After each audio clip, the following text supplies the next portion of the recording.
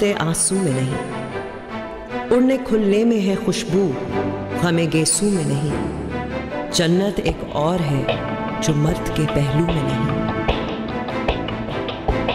उसकी आजाद रविश पर भी मचलना है तुझे। उठ मेरी जान, मेरे साथ ही चलना है तुझे। जिसमें जलता हूं उसी आग में जलना है तुझे। उठ मेरी जान, मेरे साथ ही चलना है तुझे।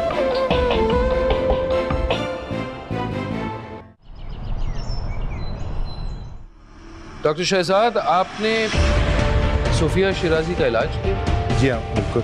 कितने अरसे से? तकरीबन कोई 2 साल। तो इस अरसे में आपने उनको कैसा पाया? मेरा मतलब है उनकी जहनी हालत कैसी? काफ़ी ख़राब सूरत हाल थी उनकी, और हमें तकरीबन कोई 2 साल का अरसा लगा उनके इलाज में। और बीच में वो भूल जाती थी। हमने उनका काफ़ी इलाज किया। बाज़ औक़ात तो एक दफ़ा उन्होंने अपने आप को ज़ख्मी भी कर लिया।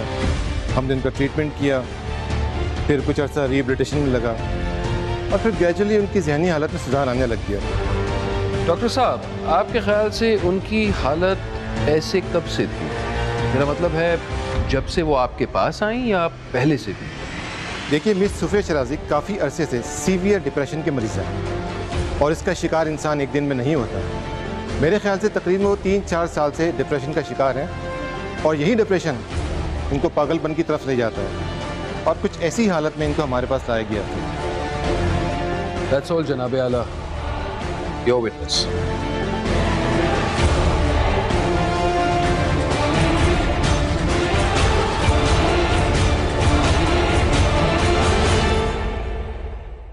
डॉक्टर साहब, बकौल आपके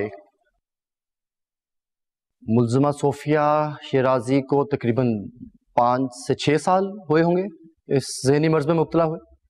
जी। तो डॉक्टर साहब, ऐसा भी तो हो सकता है कि कत्ल के बाद उनकी ज़हनी हालत इस तरह की हुई? हाँ, ऐसा भी हो सकता है। फिर तो हम ये भी कह सकते हैं कि कत्ल से पहले उनकी ज़हनी हालत ऐसी ना हो। हाँ, ये भी मुमकिन है। तो डॉक्टर साहब, फिर आप ये बात इतने वसूख से कैसे कह सकते हैं कि कत्ल के दौरान मुल्ज़िमा की ज़हनी हालत इस तरह की ख़राब हुई थी?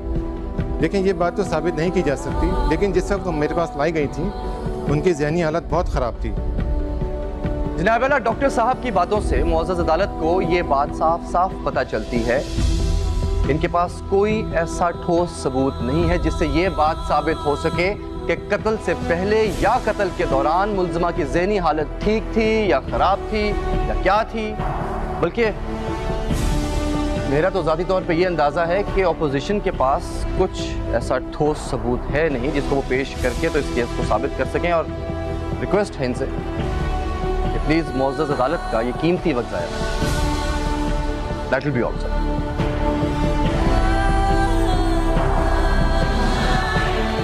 ये अदालत अगली पेशी तक बर्खास्त की जाती है।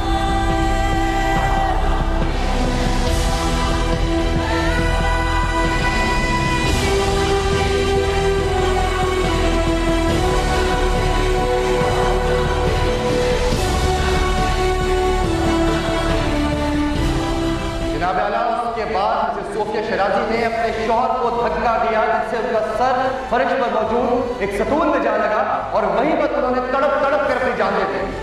उसके बाद मिसेस सोफिया शिराजी ने ना एम्बुलेंस को कॉल की, ना पुलिस को बुलाया, ना ही किसी रिश्तेदार से हेल्प मांगी। इन्होंने वहीं पर अपने शौहर को अपनी आंखों के सामने तड़पते हुए जान देते हुए देखा, और फिर आपने ये मौका इख्तियार किया कि आप पागल नहीं। जनाब आला, सोफिया शिराजी पागल नहीं थी। इन्होंने जानबूझकर अपने शौहर का कत्ल किया, अपने बच्चे के सर से उसके बाप का साया छीना। मिस सोफिया शिराजी, आखिर आप इस भरी अदालत में क्यों नहीं अपने इतराफ़ जुर्म करती कि आपने जानबूझकर अपने शौहर का कत्ल किया था? नहीं बेटी, मैंने जानबूझकर नहीं किया।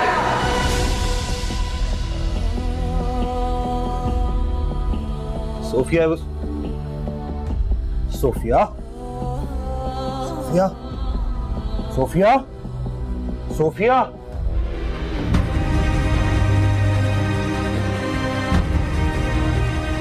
अमीन, तुम कहाँ हो? मेरी गाड़ी फौरन बाहर निकलवाओ, जल्दी। Sofia, Sofia, Sofia, Sofia, Sofia, Sofia, आजकल कहाँ होती हो तुम?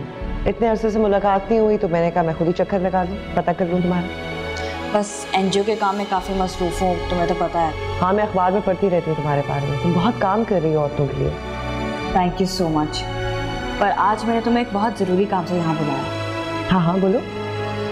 आज पिछले कोई 6-7 महीने से मुझे कोई थ्रेट कर रहा है। अब तुम तो जानती हो कि मैं ख़वातीन की वेलफेयर के लिए काम करती हूँ और उस काम से मुझे रोका जा रहा है। एनी आइडिया कौन रोक रहा है? ये तो मैं भी नहीं जानती, बस ईमेल्स आती हैं और काफ़ी धमकियाँ दी जाती हैं, मुझे डराया जा रहा है। बल्कि पिछले हफ्ते तो मुझ पर हमला भी किया था, गोली चलाई मुझ पर। Really? तुमने पुलिस को इन्फॉर्म किया था इन्फॉर्म, अपने एरिया के थाने में FIR कटवाई थी। लेकिन तुम तो जानती हो कितना सीरियस लेती है हमारी पुलिस इन मामलों को। नहीं समरीन, मैं समझती हूँ कि चंद करप्ट लोगों की वजह से हम पूरे डिपार्टमेंट को बुरा नहीं कह सकते। शायद तुम ठीक कह रही हो। आज फिर एक ईमेल आई थी, वैसे ही धमकियों वाली। प्रिंट है तुम्हारे पास? हाँ, मैं भी देती हूँ।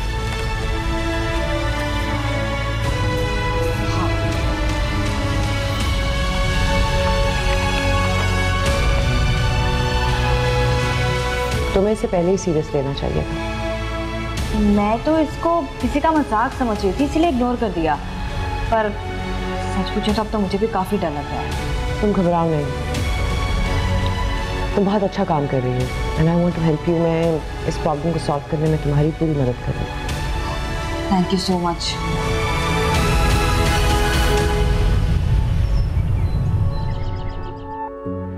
मैडम, एहतिशाम साहब आए हैं। भेज दो उन्हें।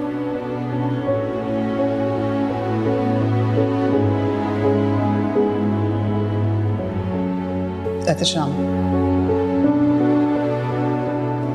मैं तुम्हें फोन ही करने वाली थी। आप प्लीज बैठो। Thank you. चाय पियोगे, कॉफी? नहीं, बहुत शुक्रिया।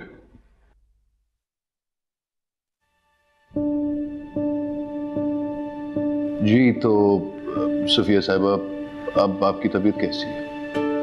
बेहतर हूँ। एहतिशाम, मुझे डर है कि कहीं इस केस की वजह से मैं अपने बेटे को ना खो बैठूं। माफ कीजिए, पर हकीकत तो ये है कि फिलहाल वो आपका बेटा नहीं है। वो अगर किसी का बेटा है तो सिर्फ शहरयार हुसैन का। लेकिन हम उसे दोबारा से आपका बेटा बनाएंगे, और ये करने के लिए हमें किसी भी सूरत हाल में इस केस को जीतना होगा। लेकिन कैसे एहतिशाम? मैं तो बिल्कुल मायूस हो गई हूँ।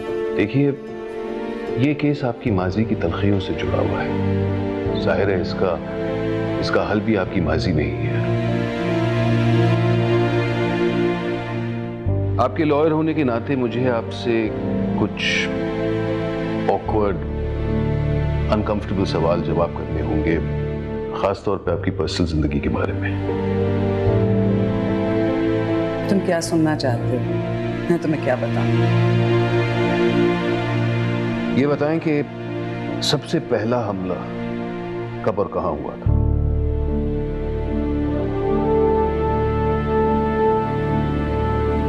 शादी की रात, जिस रोज हर लड़की अपनी नई जिंदगी बनाने का ख्वाब देखती है, वो सारे ख्वाब तो बिखर गए।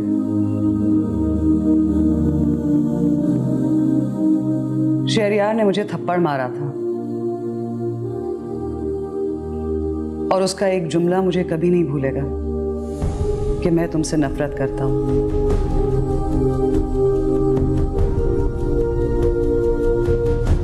और उसके बाद?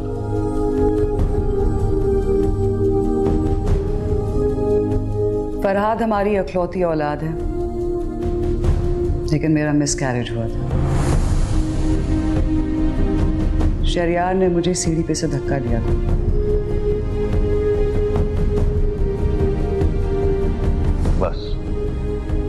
बस सोफिया साहिबा, ये मेरे लिए काफी है। Thank you.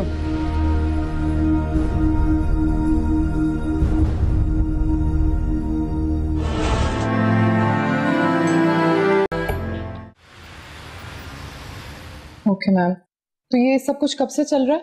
7-8 महीने से। मुझे बताइए मुझे क्या करना होगा? हाँ, पता करो कि समरीन को ये ईमेल्स किसने की हैं। उसके ऑफिस जाओ, देखो how she works, where she works, और अगर कोई मशकूक आदमी हो तो उस पर नजर रखो। और हाँ, I need the address, mailing address. Okay ma'am. और ये सारी इन्फॉर्मेशन मुझे कब तक मिल जाएगी? बहुत जल्द। गुड।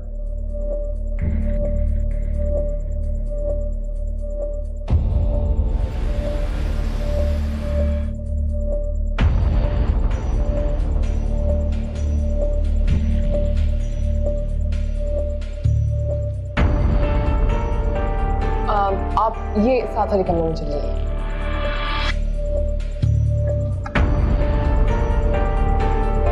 ओके। एक्सक्यूज मी, कहाँ जा रहे हैं आप? किससे मिलना है आपको? आपका ओनर आयशा बीबी कहाँ है? आयशा बीबी अब यहाँ पे नहीं होती, मैं उनकी जगह पे हूँ। आप हैं कौन और किससे मिलना है आपको? मैं यहाँ का मुलाजिम हूँ, थाना चौकीदार। अच्छा, फरीद हैं आप। समरीन मैम ने मुझे आपके बारे में बताया है। आप इतने लेट क्यों आए हैं? ये तो लंच टाइम है। बीबी, ये मेरा ड्यूटी टाइम शुरू होता है, और लेकिन ये समझ नहीं आ रही कि आयशा बीबी को कैसे निकाल दी है। अभी समरीन बीबी से मैं बात करता हूँ। एक सेकेंड, अभी वो बिजी हैं, आप यहाँ पे वेट करें, मैंने कॉल करके बताऊंगी पहले। आप यहाँ नहीं आई इसलिए मुझे पहचान नहीं पा रहे। मैं यहाँ का पुराना मुलाजिम हूँ, मैं जब चाहूँ जहाँ चाहूँ आ जा सकता हूँ। आप यहाँ के चौकीदार हैं, आपका काम ऑफिस से बाहर है, अंदर नहीं। फरीद के होते हुए किसी में इतनी जरूरत नहीं कि इस ऑफिस को मैली आंख से देखे। आरन, आप कहते हैं तो चल रहा हूँ।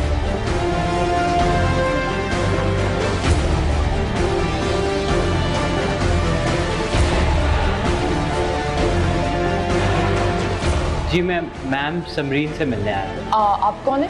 जी मेरा नाम मुजम्मिल है, मैं स्टूडेंट हूँ, मैम के लिए वॉलंटियरली काम करता हूँ। अच्छा ठीक है, आप बैठिए, मैं उनको बताती हूँ।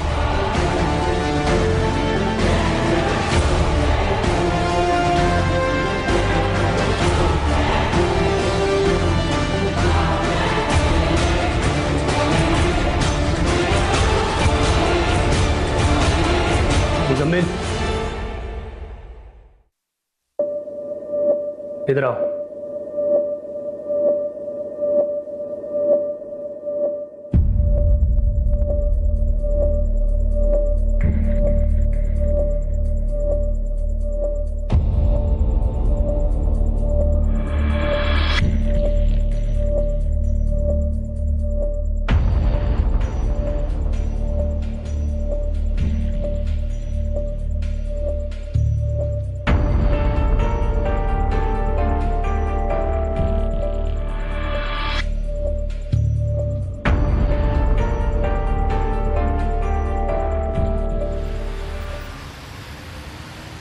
मैम,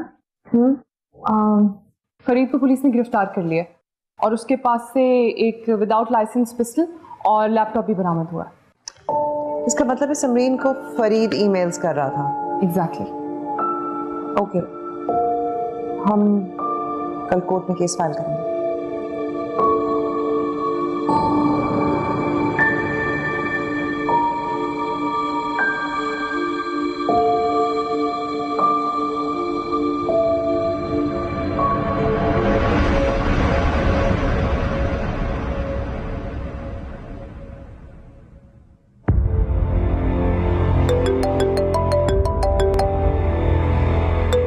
हेलो हेलो अर्श, आज मुझे फिर से एक ईमेल आया है। रियली?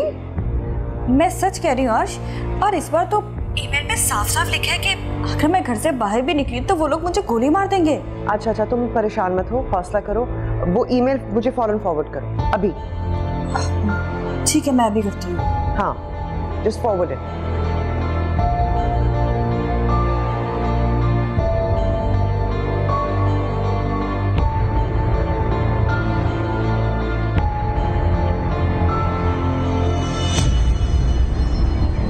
जनाब आला, मेरे मुवक्किल जो कि इस वक्त पुलिस कस्टडी में हैं, मगर मिस समरीन को अभी भी धमकियां आमेज ईमेल मौसूल हो रही हैं। जनाब आला, मैं अब भी यही कहूँगी कि इन धमकियों के पीछे इसी शख्स का हाथ है। ये भी तो हो सकता है कि ये अकेला ऑपरेट ना कर रहा, ये किसी तंजीम का रुकन हो, और जब इसे गिरफ्तार किया गया तो इसके साथियों ने वो ईमेल कर दी हो ताकि इस पर शक कम रहे। मिस समरीन के बयान के मुताबिक हमला आवर जब उनकी गाड़ी के पास आए तो वो 2 अफराद थे मोटरसाइकिल पर सवार। आपकी इजाजत से मैं मिस समरीन से कुछ सवाल करना चाहती हूँ। इजाजत है।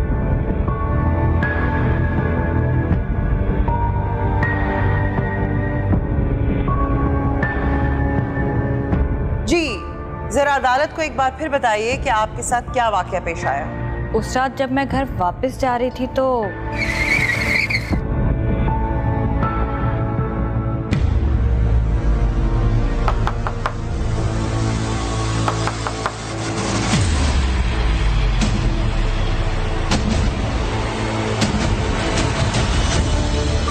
वो लोग मुझे मारने नहीं आए थे, लेकिन उन लोगों ने मुझे धमकी दी थी कि अगर मैंने बस्ती में होने वाला फलाही काम नहीं रोका तो वो लोग मुझे जान से मार देंगे। जनाब आला, मिस समरीन के बयान से ये बात सामने आती है कि हमला आवर मोटरसाइकिल पर सवार 2 अफराद थे। उसका मतलब है कोई गैंग या तंजीम हो सकती है जो नहीं चाहती कि खवातीन औरतों की बहबूद के लिए कोई भी काम।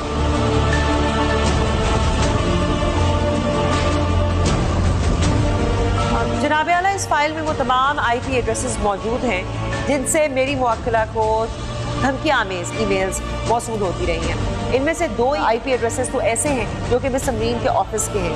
पुलिस की इन्वेस्टिगेशन के मुताबिक ये वो IP एड्रेसेस हैं जिनको मुल्जिम एक्सेस करता रहा है। इनमें से 2 IP एड्रेसेस ऐसे भी हैं जो मिस समरीन के अपने ऑफिस के हैं। माय लॉर्ड, मेरी फाजिल वकील ये भूल रही हैं कि इन्होंने जो तमाम IP एड्रेसेस, खासतौर पे वो 2 IP एड्रेसेस जो अदालत को पेश किए हैं, उनका एक्सेस सिर्फ मेरे मौकिल तक ही नहीं बल्कि 150 लोगों तक और भी। इन हालात में मेरी फाजिल वकील ये कैसे साबित करेंगी कि मिस समरीन को धमकी मेरे मौकिल नहीं दिए? जनाब आला, हमारा मौक़िफ़ ये है कि मुल्जिम के ख्यालात जारहाना है। औरतों के हकूक़ के लिए जितनी भी कोशिशें मिस समरीन की NGO ने की है, ये शख्स उन तमाम कोशिशों के खिलाफ है और उसे ये कदम इसीलिए उठाया है। मैं फरीद को यहाँ बुलाकर उससे कुछ सवाल करने की इजाज़त चाहूँगी। इजाज़त है।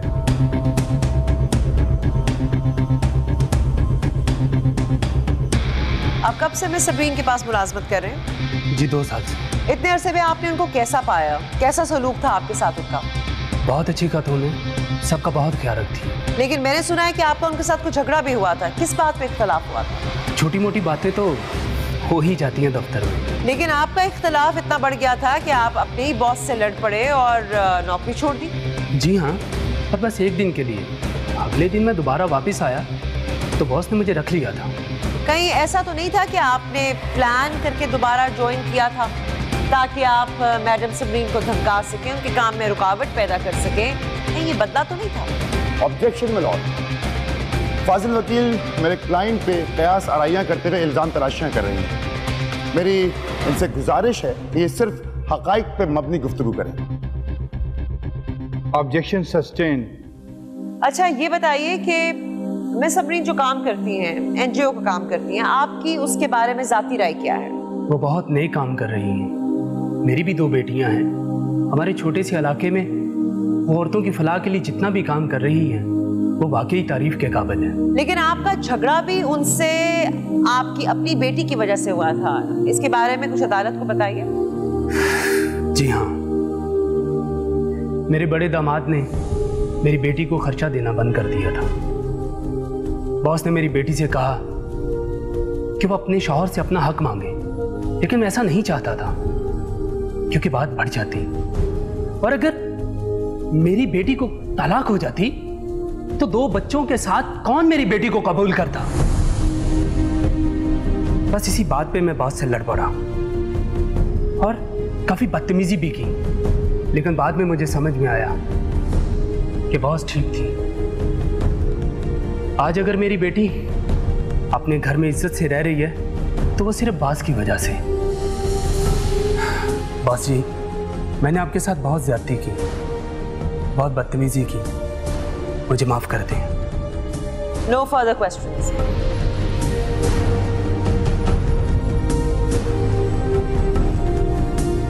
जनाबे वाला, मेरे मौक्किल का इस केस से कोई ताल्लुक नहीं। मैंने उसकी कुछ डिटेल्स आपको दी। जनाबे वाला, मेरे मौक्किल फरीद साहब ने आज से 28 साल पहले मैट्रिक किया था। इनको तो कंप्यूटर की ABC भी नहीं आती। इनफैक्ट उन्होंने आज तक कभी किसी को SMS किया ही नहीं, उन्हें करना ही नहीं आता। आप चाहें तो उनका ट्रैक रिकॉर्ड निकाल के चेक कर सकते हैं। इस केस में कहा जा रहा है कि मिस समरीन को ईमेल्स के जरिए धमकियां दी गई। आप खुद सोचें माय लॉर्ड, जो शख्स अपने सेल फोन से SMS ना कर सकता हो, वो बाकायदा पूरा ईमेल कैसे टाइप करके किसी को धमकी दे सकता है? ऑब्जेक्शन योर ऑनर, अगर मुल्जिम को टाइप करना नहीं आता तो हम उस लैपटॉप के बारे में क्या कहेंगे जो मुल्जिम के घर से बरामद हुआ है और उसमें वो तमाम IP एड्रेसेस मौजूद हैं जिनसे मेरी मुवक्किला को धमकी आमेज ईमेल्स की गई है। ये अदालत मुल्जिम को 3 रोज रिमांड में भेजने का हुक्म सुना था और अगली समाअत तक अदालत बर्खास्त की जाए। फाइल में सोफिया शराजी की तमाम medical reports, injuries, treatments, information मौजूद है। फरहाद शराजी? पर फरहाद शराजी की रिपोर्ट इस फाइल में क्यों शामिल? ये बात अब उससे कोर्ट में जरूर पूछेगा। आई एम श्योर उसे याद होगा। Well done.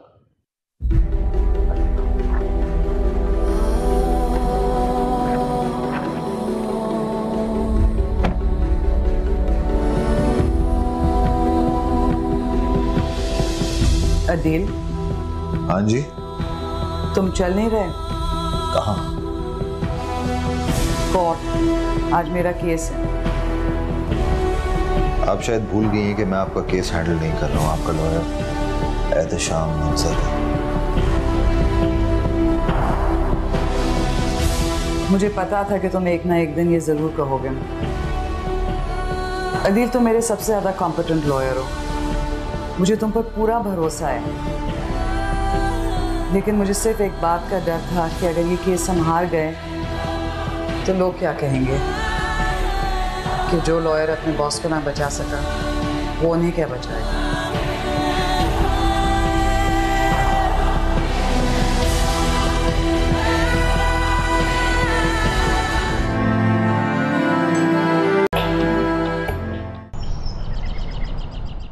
जनाबे वाला, इस मुअज़्ज़ज़ अदालत के सामने मैंने जो खत पेश किया था और डॉक्टर से जिरा के बाद अब तो ये बात साफ साफ वाज़ेह तौर पे सामने आ चुकी है।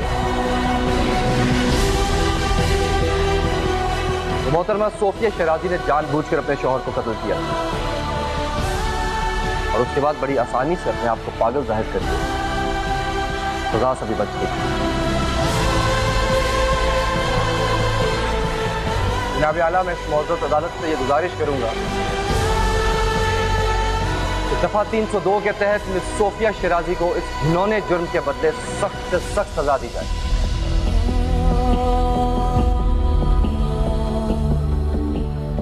That will be all, sir. जनाबे आला,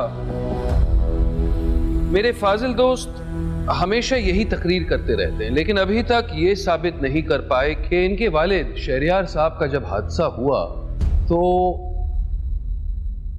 सूफिया साहिबा की जहनी हालत कैसी थी। मैं कोर्ट की खिदमत के लिए, आप सब की खिदमत के लिए कुछ फाइल्स, कुछ सबूत पेश करना चाहता हूं और मुझे पूरा यकीन है कि एक बार जब आप इसे देखें तो सूरत हाल की हकीकत आगाह हो जाएगी। जनाबे आला, इस फाइल का पहला सफा यह साबित करता है कि मेरी मुवक्किला सूफिया साहिबा को लाहौर के एक अस्पताल में दाखिल किया था क्योंकि इनके सर पर चोट आई। इनफैक्ट 5 टाके भी लगे। शहरियार साहब का बयान यह था कि वो वॉशरूम गई, वॉशरूम में फिसल गई, उनका सर नलके पे लगा और चोट इसीलिए। लेकिन हकीकत क्या है ये तो सब हम जानते ही हैं, क्योंकि हमारे माशरे में ऐसी जहालत अक्सर हुआ करती है। लेकिन हैरत की बात यह है कि एक तालीम याफ्ता शख्स जो शहरियार साहब थे, वो अपनी वाइफ के साथ इस किस्म की जद्दोखौफ कैसे करते हैं। अगर आप दूसरा सर्टिफिकेट देखेंगे तो वो भी एक मेडिकल सर्टिफिकेट है, 8 माह बाद की बात है। और इस बार सूफिया साहिबा को हॉस्पिटल में इसलिए एडमिट किया था क्योंकि अनफॉर्चुनेटली उनका मिसकैरेज हुआ। मिसकैरेज की वजह शदीद जहनी दबाव और साथ साथ जिस्मानी चोट। मैं आपको एक आखिरी मेडिकल सर्टिफिकेट दिखाता हूं। इस मेडिकल रिपोर्ट के मुताबिक ये साफ जाहिर होता है कि शहरयार साहब के इंतकाल के 2 साल पहले मेरी मौक्किला सूफिया साहिबा जहनी मरीज थी। इस बार जहनी बीमारी डिमेंशिया, जिससे इंसान फौरी काम जो करता है उसे भूल जाता है और बड़ी कोशिश के बावजूद याद नहीं कर पाता। कहने का मकसद ये है कि जब ये ट्रीटमेंट चल रही थी उसी के दौरान ये हादसा हुआ। That's all, जनाब।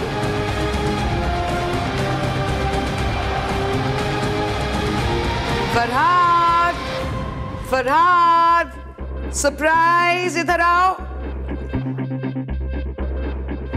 तुम यहाँ हो? देखो मैंने तुम्हारे लिए नूडल्स बनाए। पर मैं तो खा रहा हूँ मम्मा। तुम्हें नूडल्स किसने मना कर दिए? आपने मम्मा। मैंने? कब? अभी मम्मा। तुम झूठ तो नहीं बोल रहे? नहीं मम्मा। प्रॉमिस? यस प्रॉमिस मम्मा। देखो पता नहीं मामा को क्या हो गया। हाँ, मैं भूल गई थी कि तुमको नूडल्स बनाकर मैं दे चुकी हूँ।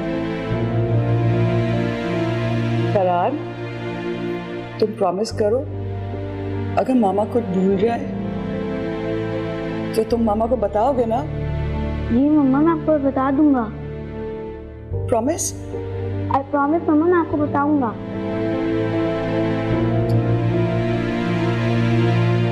अब मैं कुछ सवालात अपने फाजिल वकील से मुद्दई की हैसियत से करने की दरख्वास्त चाहता हूँ। फरहाद साहब, कटहरे में आकर वकील इस्तगासा के सवालात के जवाब दीजिए।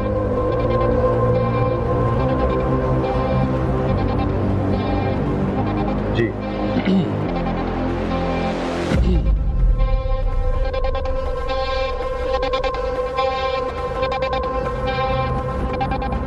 फरहाद शहरयार साहब, जनाब ये बताएं कि आप सूफिया शिराजी के इकलौते बेटे हैं? जी। मेरा अगला सवाल ये है कि आपने अपनी वालिदा के साथ कितना अरसा गुजारा है? यूं ही अंदाज में। गालिबन 7 साल तकरीबन। 7 साल? जनाब आला, 7 साल तो काफी लंबा अरसा होता है।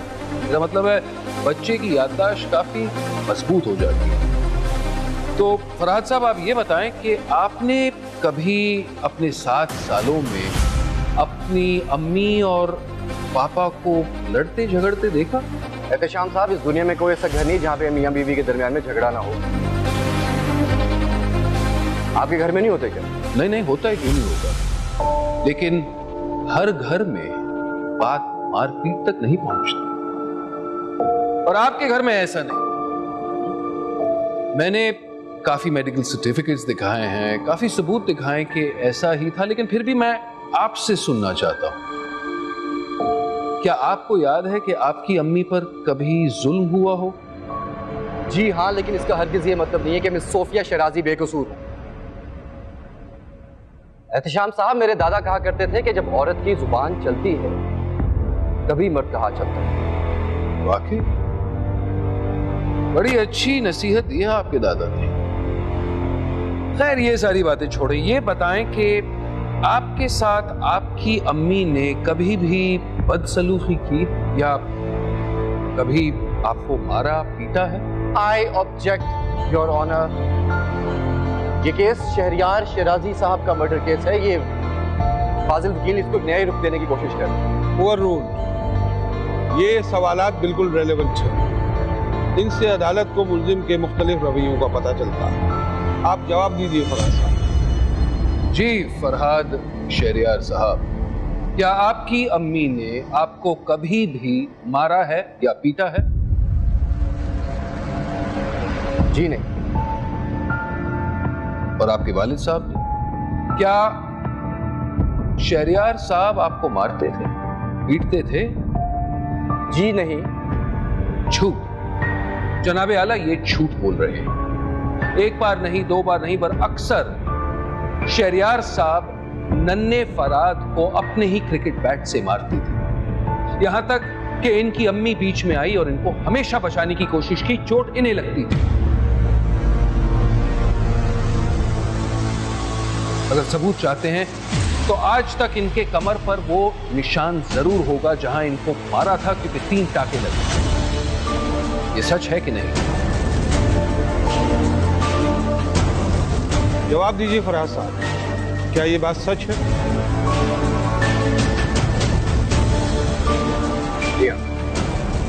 जनाबे आला, मेरी इस मुअज़्ज़ज़ अदालत से ये दरख्वास्त है कि मेरी मुवक्किला मिस सूफिया शिराजी को बाइज्जत बरी किया जाए, क्योंकि ना तो कोई ठोस सबूत है और ना ही इन्होंने जानबूझकर अपने शोहर शहरियार हुसैन का कत्ल किया। जो भी हुआ जनाबे आला वो महज एक हादसा। That's all.